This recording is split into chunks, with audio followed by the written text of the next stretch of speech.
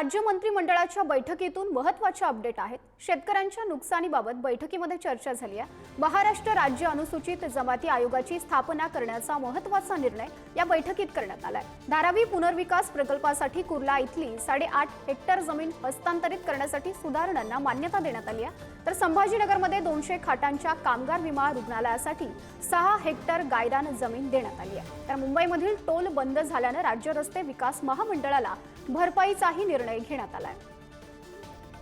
धारावी पुनर्वसनाच्या संदर्भामध्ये मला असं वाटतं की माननीय मुख्यमंत्री महोदयांना सर्व अतिशय म्हणजे सुरुवातीपासून ज्यावेळेला ते पूर्वी मुख्यमंत्री होते तेव्हापासूनची सर्व त्यांना माहिती आहे, तांत्रिक माहिती त्यांना सर्व आहे।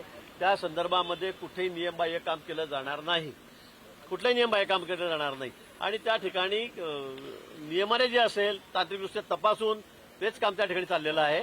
काही जागा त्या ठिकाणी पुनर्वसनासाठी कमी पडत असेल तर दुसरी जागा शासनाने देऊ केली असेल, त्यामुळे चुकीचं काय मला असं वाटत नाही आणि म्हणून नियमबाह्य त्या ठिकाणी काही केलं जाणार नाही।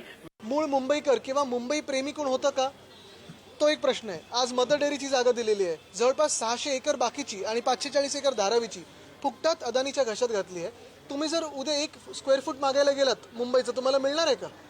आणि हा मुंबईकरांनी विचार करणं गरजेचं आहे। आणि तुम्हाला अजून एक सांगतो, जे कोणी एशनशी गटात जात आहे किंवा भाजपची सोबत देत आहे त्यांनी हा देखील विचार करणं गरजेचं आहे की पुढच्या पिढीला मुंबईमध्ये आमदार, खासदार, नगरसेवक काय स्वतःचा आवाज देखील राहणार नाही, कारण सगळं काही अदानीच्या घशात घालण्याचं काम हे भाजप आणि एशनशी करत आहे।